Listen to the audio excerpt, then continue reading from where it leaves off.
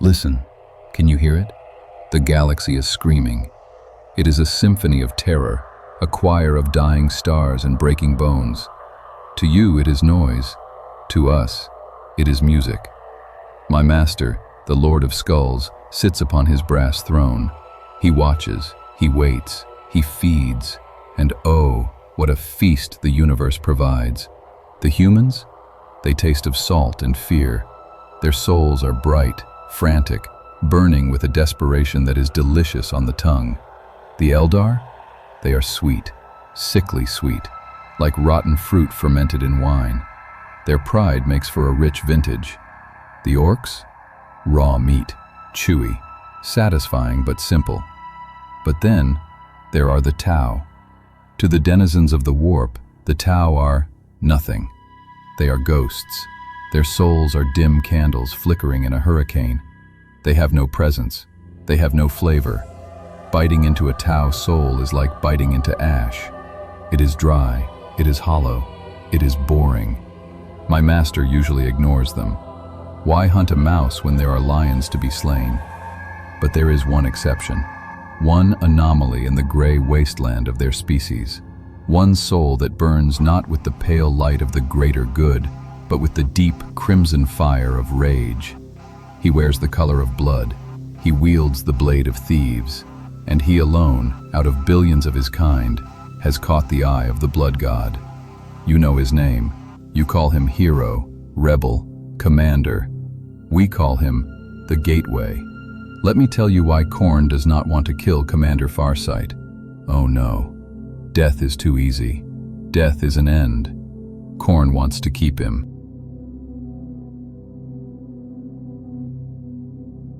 Chapter 1. The Anomaly of Melee.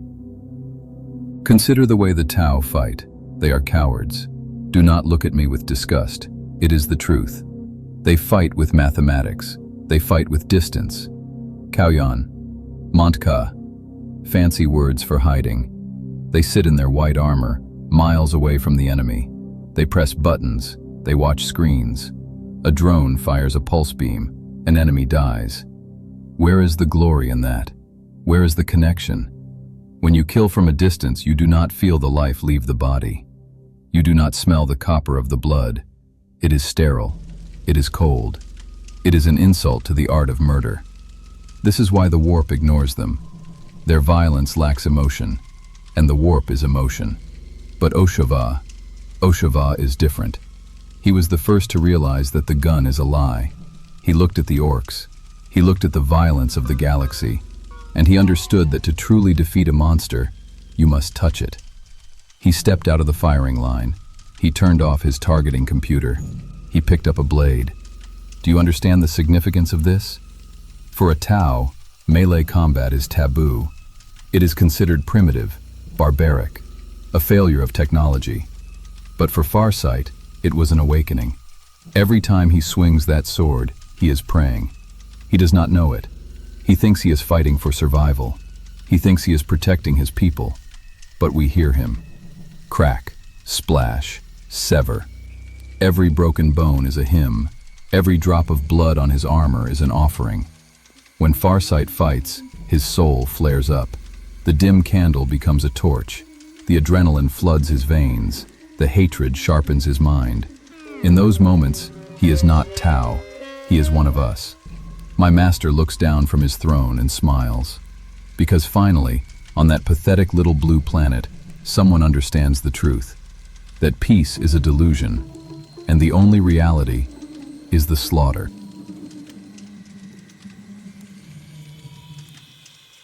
Chapter 2. The Color of Rage. And then there is the uniform. The Tau Seps wear colors of camouflage. Ochre for the desert, white for the snow. They try to blend in. They try to disappear. Farsight paints his armor red. He tells his followers it is to honor the blood of the martyrs of Vior'la. He tells them it is a symbol of sacrifice. How poetic, and how convenient. Do you really believe that? Do you think it is a coincidence that the champion of close combat chose the sacred color of the blood god? Red is not just a pigment. Red is a frequency. It is the color of the arterial spray. It is the color of the anger that sits at the base of your skull. When Farsight stands on the battlefield, he is a crimson stain on a white canvas. He is a beacon. The demons see him. The bloodletters see him. They do not see a target. They see a reflection. Look, they whisper. He wears the livery of the Lord. He is one of the faithful. Perhaps he did not choose the color. Perhaps the color chose him. Perhaps the influence of the warp is subtler than you think. It does not always begin with tentacles and madness. Sometimes it begins with an aesthetic choice. Paint it red, the whisper says. Paint it red so the enemy cannot see you bleed. Paint it red so you look like the god you deny. He calls his realm the Farsight Enclaves. But look at them from orbit. The red ships, the red armor, the red flags. It looks like a temple dedicated to war. He has built a shrine to Khorne without laying a single brick, and he sits in the center of it, the high priest in his 1586 battlesuit, preaching the gospel of the sword.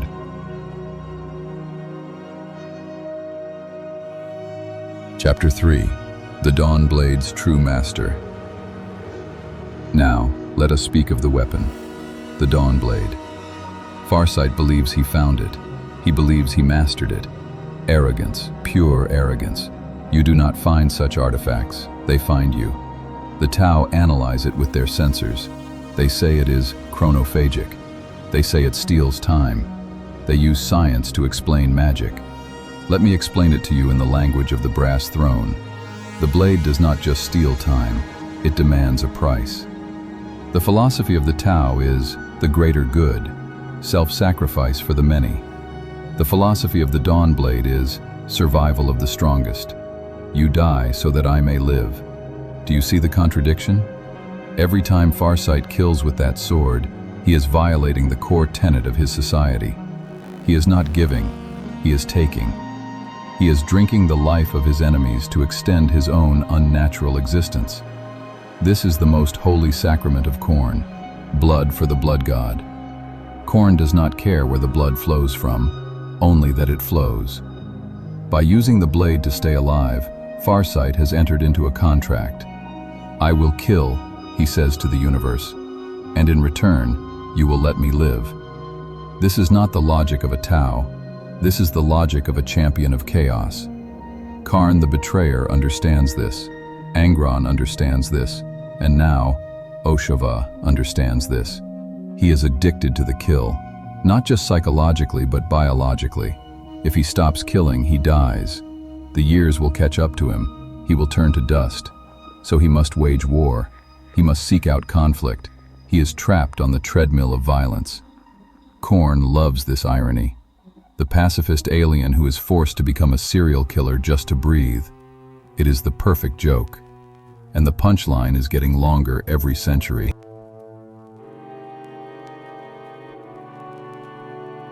Chapter 4. The number 8.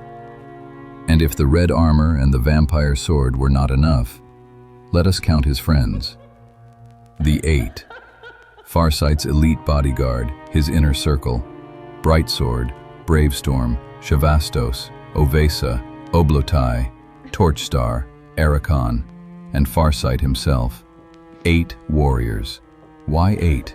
Why not 7? Why not 10? The Tau prefer the number 5, the 5 casts, the 5 fingers of the hand. But Farsight chose 8. Do you know what the sacred number of Khorne is? Go check your lore, mortal. Go read the Liber Chaotica. It is 8. There are 8 pillars supporting the brass throne. There are 8 towers in the Citadel of Fury. The bloodthirsters are organized in hosts of 8. Is it a coincidence? Is it a coincidence that the Tau commander who loves melee, who wears red, who uses a soul-eating sword, just happened to pick the exact number required to summon a greater demon of Khorne?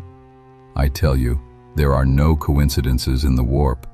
Farsight thinks he assembled a team of heroes. Khorne sees a ritual circle. Each member of the 8 represents an aspect of war. The pilot, skill. The AI, cold logic. The riptide, power. The fusion blades, destruction. They are not a squad, they are a coven. Every time the 8 ride into battle together, they are enacting a ceremony. Their formation is a rune. Their movement is an invocation. They are calling to the warp, and the warp is answering. Look at Commander Brightsword. He wields fusion blades, melee weapons. He is aggressive. He is reckless. He has been cloned and killed so many times. Is he even Tau anymore? Or is he just a spirit of wrath inhabiting a cloned body? He is practically a demon in mortal skin already. Khorne looks at the 8, and he does not see enemies. He sees his future generals. He sees a court ready to be ascended. Farsight is not fighting against chaos. He is auditioning for it.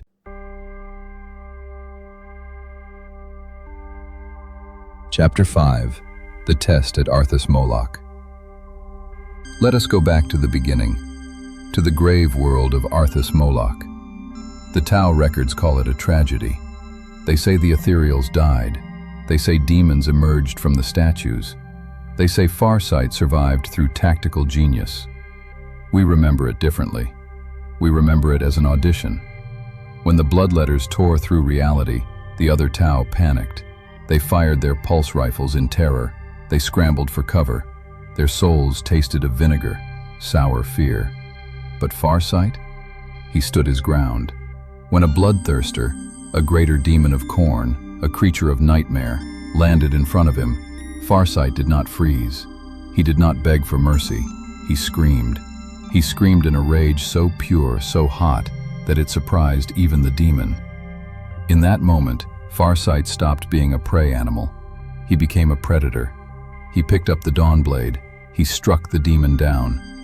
Do you think a mere mortal, a Tau with no psychic potential, could banish a greater demon just by swinging a sharp piece of metal? No. He won because Khorne allowed him to win. The blood god watched the little blue warrior cut down his favorite son, and he did not feel anger. He felt pride. Yes, the brass throne whispered, that is the spirit. Kill my servants. Prove yourself. Earn your place. Arthas Moloch was not a battle. It was a job interview. And Oshava got the job. He left that planet changed. He left with a weapon that binds him to us. He left with a hatred for the ethereals that isolates him from his kin. We gave him everything he needed to start his own crusade. We planted the seed, and for 300 years, we have watched it grow.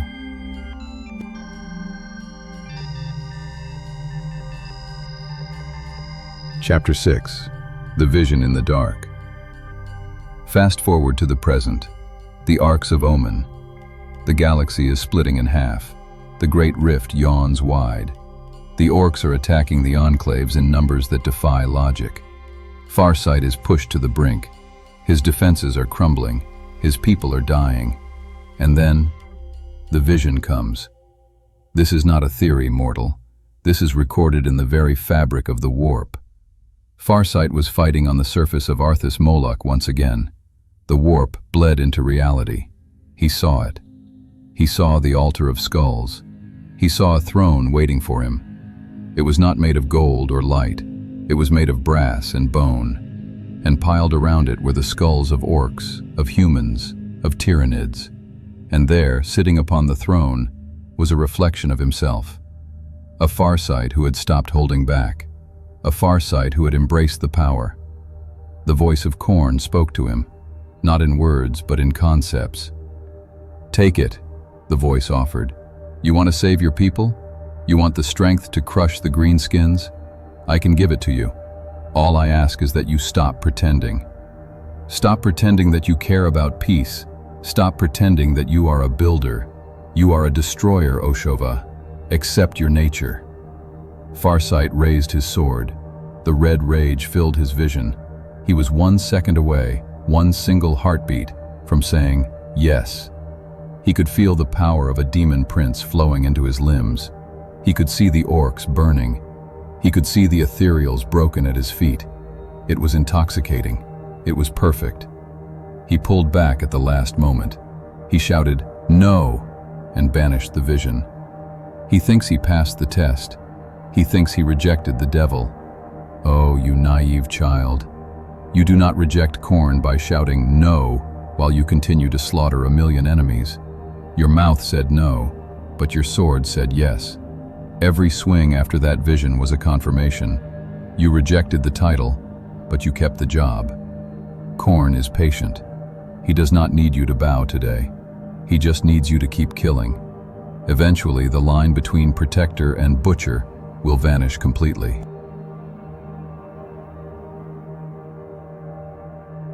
Chapter 7. The Gateway Drug. Why?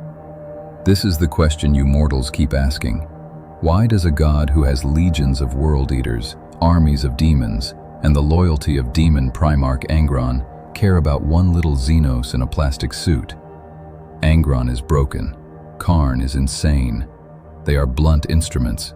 They are already ours. There is no sport in owning them. But the Tau? The Tau are the final frontier for chaos. They are resistant. Their souls are slippery. They are hard to corrupt because they have no presence in the warp. They are the one species that could theoretically escape the primordial truth. That offends Khorne. It is an insult to his dominance. Farsight is the key. He is the crack in the wall. He is the patient zero for a new kind of plague.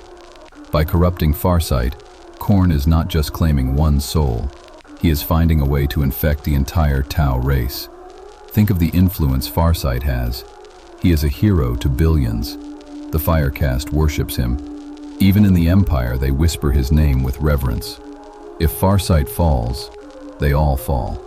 If Farsight embraces Khorne, he will drag the entire Firecast with him. He is the bridge. Through him, the rage of the warp can flow into the Tau. We will turn their discipline into obsession. We will turn their greater good into a greater war. We do not want Farsight to be just another berserker. We want him to be the first demon prince of the Tau. We want to show the galaxy that no one, absolutely no one, is immune to the call of the Blood God.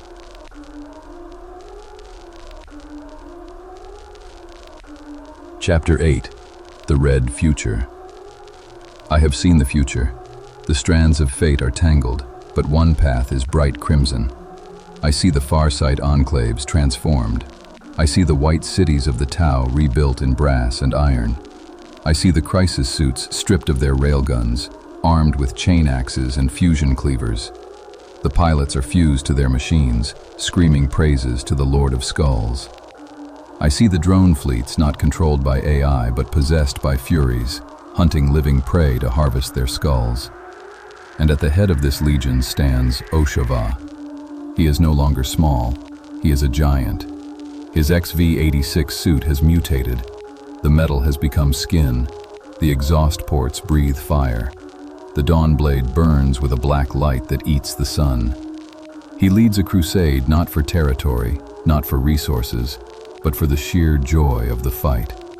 He marches on Terra. He marches on the Eye of Terror.